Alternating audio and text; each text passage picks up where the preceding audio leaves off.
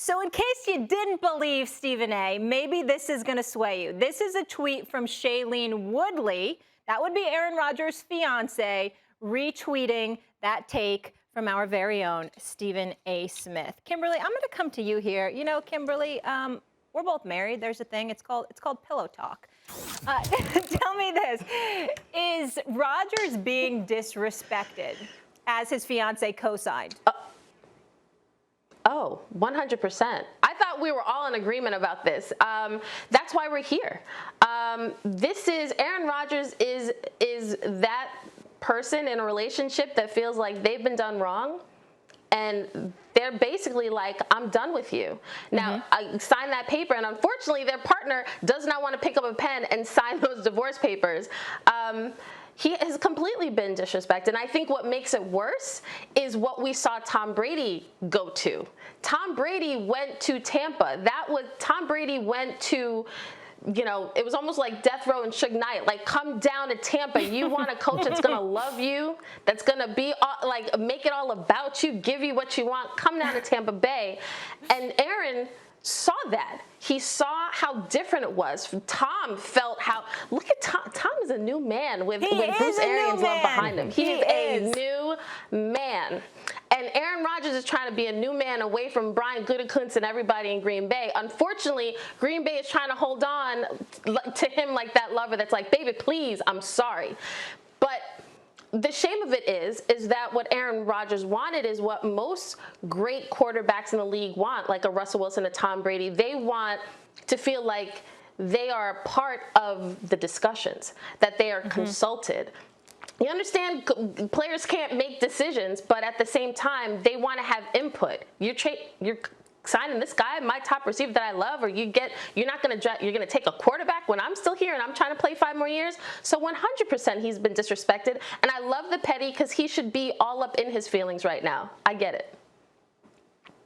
Listen, for me, the same thing make you laugh, make you cry, right? And I don't think when the Green Bay Packers picked Aaron Rodgers, I don't think they were in the market for a quarterback when they had Brett Favre under center, right? But what happens is sometimes Brett Favre was talking about retirement, Bart. Yes, he was. And sometimes things happen, right? Like a young quarterback slips, right? So listen, we all go through this as a quarterback, as an NFL player. And I understand it's a little bit different with the quarterback. And maybe they should have tried to speed dial him and say, hey, listen, this player's fallen. We still believe in you, but he's fallen. His value's too great here. But, Aaron Rodgers has to get out his feelings a little bit because everybody out there that wants to do what Tom Brady has done has to see how Tom Brady has got it done. I think a lot of times we don't really mention why Tom Brady can go down to Tampa, why Tom Brady can say, hey, I want Gronk. Hey, but we already have O.J. the Juice Man and we got Cameron Brate. Why he can say, hey, I want Antonio Brown, and it doesn't matter. We already have Mike Evans, and we already have great receivers, but I want it. It's because he leaves some cheese for the taco, right? You talk about all these quarterbacks that want to go out and say, let me pick these players, but they taking all the money. When was Tom Brady ever the highest paid quarterback in the league? Well, Aaron Rodgers has been, right? And to say that, he should have, the opportunity to buy some of the groceries, that's one thing. I think if anything, he should be pissed that the fact they went and got Thunder Thighs, A.J. Dillon, instead of maybe getting him a second-round receiver to help him out, especially when he already had Aaron Jones. But this whole notion and narrative that they've done him wrong, listen, everybody goes through this. We talk about... But what about drafting Jordan Love? Well, I think the value was just too good, right, Molly, right? He's sitting there, and eventually you were going to have that bridge quarterback. Now, they knew that Aaron Rodgers could still play at a high level, but they knew his cap dollars was getting high. At some point, you always have to say goodbye. And what they've done in their history is they've always been 1 year too early instead of 1 year too late, right? I want to say the two organizations that probably have had the most stability at the quarterback position has been the Colts and it has been the Green Bay Packers. It's because they were early when they saw the end coming to their superstar and they took advantage of it. I understand being early, and I understand what happened with Brett Favre and all of that, but he needed help. He needed weapons, Aaron Rodgers, and he was ready to go. So that's why I feel like the timing wasn't fair in that case scenario to bring in a quarterback.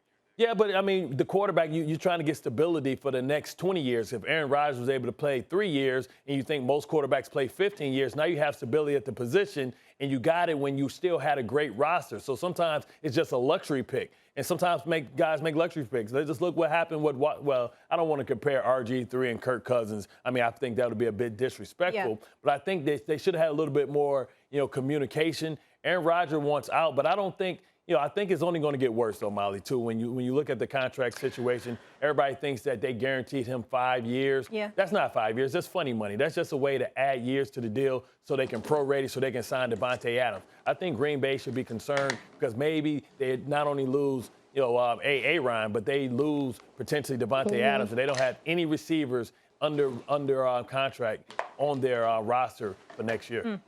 Kimberly, that's really interesting to me just from the simple fact. I think Bart's the first person we've had on here of late that's defending the Packers more so than Aaron Rodgers.